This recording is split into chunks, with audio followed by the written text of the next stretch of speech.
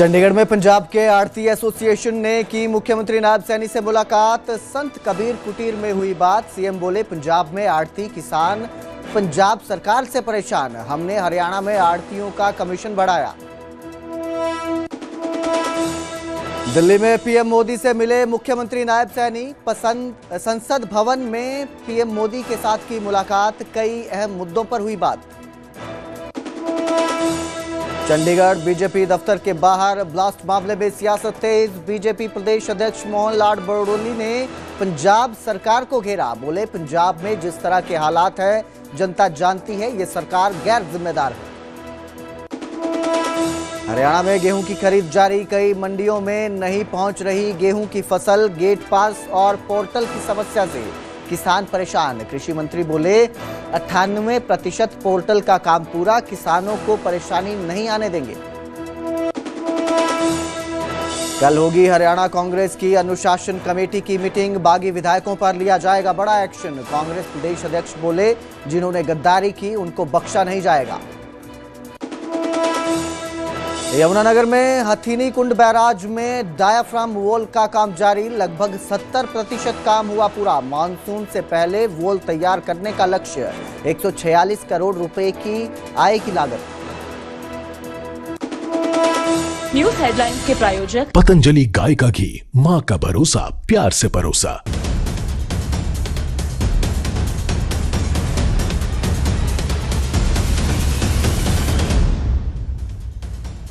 नमस्कार, स्वागत है न्यूज 18 पंजाब हरियाणा में। मैं आपके साथ कुलदीप भारद्वाज। हरियाणा प्राइम की शुरुआत करेंगे इस वक्त की बड़ी खबर के साथ।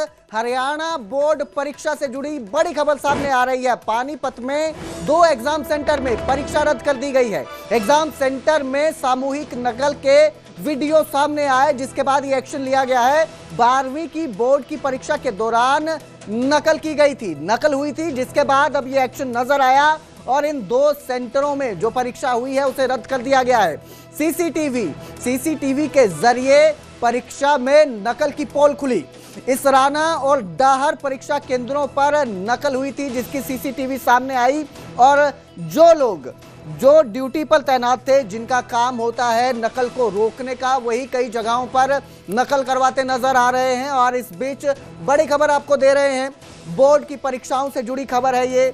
बच्चे पूरी साल मेहनत करते हैं और अब जिन 2 सेंटरों में नकल हुई है उस पर एक्शन लिया गया है और परीक्षा रद्द कर दी गई है। 2 सेंटरों में परीक्षा जो दी गई थी वो रद्द कर दी गई है। मेरे सहयोगी सुमित भारद्वाज इस खबर पर ज्यादा जानकारी के साथ जुड़े हैं। जी सुमित, बोर्ड परीक्षा में नकल की पोल खुली और अब उस पर यह एक्शन नजर आ रहा है। परीक्षा रद्द कर दी गई है 2 एग्जाम सेंटरों की, क्या अपडेट इसको लेकर? बिल्कुल, देखिए, पानीपत के 2 परीक्षा केंद्रों का ये मामला है। पानीपत की इसराना विधानसभा में दोनों परीक्षा केंद्र थे। एक इसराना में था तो एक गांव डहार में परीक्षा केंद्र था और वहां पर जो है स्टाफ द्वारा मिली भगत करके, कर्मचारी द्वारा खुद मिली भगत करके जो है बच्चों की नकल करवाई गई। उस समय जब फ्लाइंग आती थी तो अब जांच में सामने आया कि उस समय सीसीटीवी कैमरे जो है स्टार्ट कर दिए जाते थे। फ्लाइंग के जाने के बाद जो है सीसीटीवी कैमरे थे उनको बंद कर दिया जाता था। बंद करने के बाद जो है खुलेआम जो है बच्चों से नकल करवाई जाती थी, जिसका खुलासा अब हुआ है। और अब एक शिकायत जो है पुलिस के पास भी इस मामले में पहुंची है और पुलिस का कहना है कि तथ्यों की जांच कर रहे हैं और इस मामले में जो भी दोषी पाया जाता, चाहे वो स्कूल का स्टाफ हो या फिर बच्चे हो, और सभी के खिलाफ इस मामले में जो है कार्रवाई की जाएगी। और सभी बच्चों को दोनों सेंटरों पर जितने बच्चे परीक्षा दे रहे थे सभी को अब दोबारा परीक्षा देनी होगी। जी सुमित, सवाल ये है कि इन परीक्षा केंद्रों में जिन एग्जाम में नकल हुई है, जिसकी सीसीटीवी सामने आई है, सिर्फ वही परीक्षाएं रद्द हुई हैं, वही पेपर रद्द हुए हैं, या सभी पेपर जितने भी इस परीक्षा केंद्र में हुए सभी को रद्द किया गया है? बिल्कुल, देखिए, अब तक जो जानकारी हमारे पास आई है, अब तक वही जानकारी है कि जितने भी बच्चे जो है परीक्षा केंद्रों पर पेपर दे रहे थे, जितने भी उनके पेपर हुए थे, वो सभी पेपर जो है उनको दोबारा देने होंगे और सभी पेपर दोबारा देने के बाद ही उनका आगे रिजल्ट होगा। फिलहाल उन सभी बच्चों के रिजल्ट को जो है वो मान्य नहीं होगा। जी बिल्कुल, तो 2 परीक्षा सेंटर है ये। करीब कितने बच्चों ने यहाँ पर एग्जाम दिया है जिनके अब दोबारा री एग्जाम होंगे? देखिए सैकड़ों की संख्या में यहाँ पर बच्चे थे, अलग अलग स्कूलों के बच्चों की यहाँ पर सेंटर आए हुए थे और गवर्नमेंट इसराना में गवर्नमेंट सेंटर सारे गांव डहार के अंदर जो है ये सेंटर था। यहाँ पर कई स्कूलों के बच्चे जो है वो परीक्षा दे रहे थे और अब उन सभी को जो है दोबारा परीक्षा यहाँ पर देनी होगी, जितने भी एग्जाम थे सभी एक्शन। सुमित, परीक्षा को लेकर तो एक्शन ले लिया गया और अब जो है दोबारा परीक्षा होगी, ताकि जिन बच्चों ने नकल नहीं की है उनको दोबारा परीक्षा में अब बैठना पड़ेगा। हालांकि जिन्होंने नकल की है उनको भी परीक्षा में बैठना है, लेकिन सवाल यहां पर एक और उठता है कि जो कर्मचारी ड्यूटी पर तैनात थे, नकल करवा रहे थे, उन पर किस तरह का एक्शन देखने को मिल रहा है? बिल्कुल, देखिए उन पर भी पूरा एक्शन यहाँ पर देखने को मिल रहा है। सीसीटीवी फुटेज में जितने भी कर्मचारी यहाँ पर दिखे हैं उन सभी के खिलाफ जो है पुलिस में एक शिकायत पहुंच गई है और पुलिस अब शिकायत की जांच कर रही है। उसमें जितने भी आरोपी सीसीटीवी में दिख रहे हैं नकल करवाते हुए, उन सभी के खिलाफ जो है पुलिस सख्त एक्शन लेगी। परीक्षा केंद्रों पर किस तरह का एक्शन देखने को मिलेगा? 2 परीक्षा केंद्र बनाए गए थे जिन पर यह कार्रवाई हुई है, क्या उन पर भी कोई एक्शन लिया जा रहा है? देखिए बिल्कुल परीक्षा केंद्रों पर भी एक्शन लिया जाएगा, क्योंकि सुप्रीडेंट जो है उस परीक्षा केंद्र का इंचार्ज होता है और सुप्रीडेंट की मौजूदगी में जो है इस प्रकार की नकल करवाई जा रही थी, तो उन पर बिल्कुल सख्त एक्शन यहाँ पर होने वाला है। जो भी सुप्रीडेंट को यहाँ पर भेजा होगा उस पर यहाँ पर एक्शन जरूर होने वाला है। जी बिल्कुल, बहुत बहुत शुक्रिया इस तमाम जानकारी के लिए सुमित। तो बड़ा एक्शन ये देखने को मिल रहा है, परीक्षा रद्द कर दी गई है और कहा जा रहा है कि जो भी इसमें आरोपी हैं, चाहे वो सुपरिटेंडेंट हो इन परीक्षा केंद्रों के या फिर जो ड्यूटी लगी है जिनकी एग्जाम में, जो अध्यापक हैं वो आते हैं इन्विजिलेटर के तौर पर जो आ रहे हैं, जो भी इस पूरे मामले में नकल करवा रहे हैं, सब पर एक्शन लिया जाएगा, इस तरह का दावा किया जा रहा है। अब देखना यह है कि किस तरह का एक्शन लिया जाता है। परीक्षा तो रद्द कर दी गई, बच्चों को तो दोबारा परीक्षा देनी ही है, लेकिन जो इस पूरे नकल के खेल में शामिल हैं, जिनके ऊपर जिम्मेदारी थी नकल को रोकने की, उनके ऊपर क्या एक्शन लिया जाता है, अब यह देखना बाकी है।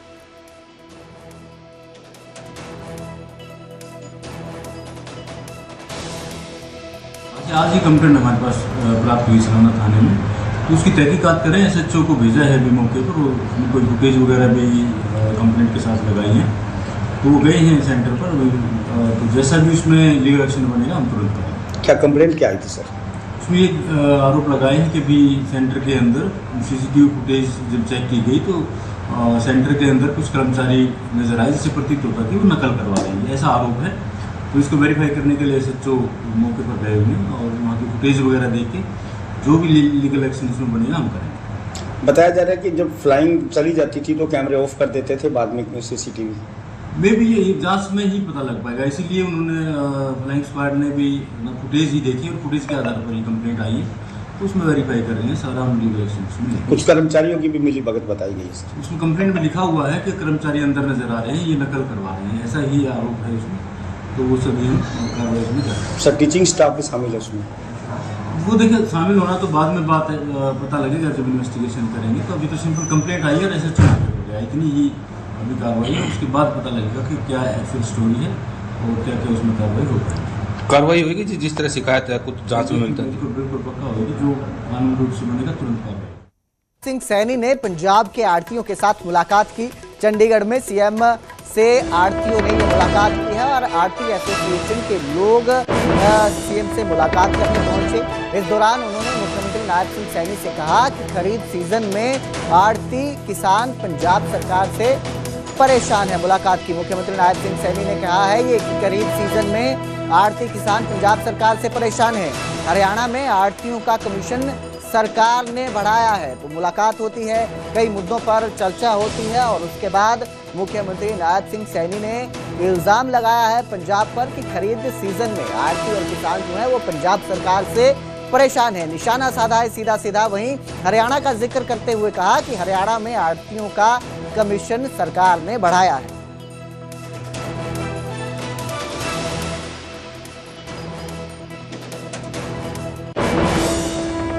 तो वहीं इससे पहले दिल्ली दौरे पर मुख्यमंत्री नायब सिंह सैनी थे और उन्होंने प्रधानमंत्री नरेंद्र मोदी से मुलाकात की। दिल्ली में CM ने नरेंद्र मोदी से मुलाकात की प्रधानमंत्री से और इस दौरान दोनों की मुलाकात में कई अहम मुद्दों पर चर्चा की गई, बातचीत की गई। तो आज मुख्यमंत्री नायब सिंह सैनी आड़तियों से मुलाकात करने से पहले प्रधानमंत्री नरेंद्र मोदी से मिले दिल्ली में और कई अहम मुद्दों को लेकर उन्होंने PM के साथ बातचीत की।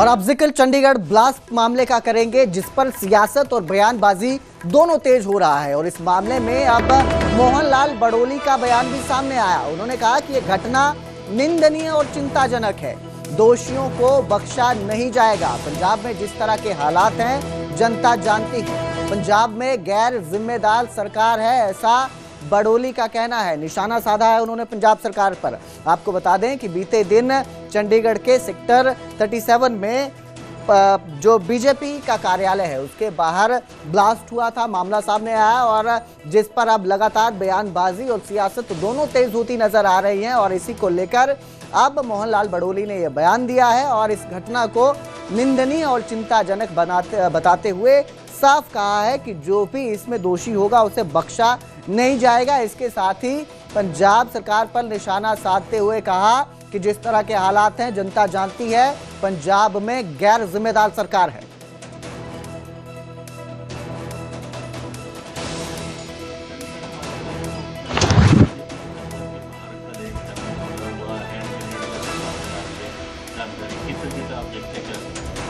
ये जो पूरा मीडिया के माध्यम से भी सबने देखा है किस प्रकार से एक व्यक्ति आता है, हैंड ग्रेनेड को वो पिन को अनलॉक करता है और फिर वो जैसे भागता है, वो सब कैमरे में आया है। और एक आतंकवादी ने, संगठन ने उसकी जिम्मेवारी भी ली है जो ऑथेंटिक भी नहीं है अभी। और इस प्रकार से कई बार प्रयास हुए हैं और जो आतंकवादियों की जो मंशा है वो कभी पूरी होने वाली नहीं है। और बहुत सारे लोग हैं ऐसे जो देशद्रोही का काम करते हैं और कानून पकड़ने का काम करेगा, बहुत जल्दी पकड़ में आ जाएंगे। क्या लगता है पंजाब चुनाव से पहले इस तरीके की घटना नज़दीक और उस दौरान इस तरह से हमला होना क्या? ये चिंता का विषय है और जो लोग इसको सह देते हैं और उनको ढूंढने की आवश्यकता है। और मुझे भरोसा है पूरा कि जांच एजेंसियां लगी हैं और पूरी टीम लगी है, बहुत जल्दी वो पकड़ में आ जाएंगे। सर, आम आदमी पार्टी कह रही है कि अगर पंजाब हमारे पास होता तो इस तरीके की घटना नहीं होती, एडमिनिस्ट्रेशन अगर हम संभाल रहे होते। नहीं, वो पंजाब में तो आम आदमी पार्टी की सरकार है। जब देश के प्रधानमंत्री जाते हैं तो वहाँ काफिला रुक जाता है, जब हरियाणा के मुख्यमंत्री जाते हैं तो वो रोड जाम कर देते हैं। तो पंजाब में तो जिस प्रकार के हालात है पंजाब की जनता भी जानती है, वो मीडिया के माध्यम से पूरा देश जानता है। पंजाब में जो है एक गैर जिम्मेदार सरकार आम आदमी पार्टी की चल रही है और जब 2027 के चुनाव होंगे तो पंजाब को उससे छुटकारा मिलेगा। प्रदेश में 1 अप्रैल से गेहूं की सरकारी खरीद शुरू हो गई है और इसके साथ ही खरीद को लेकर सियासत भी तेज हो गई है।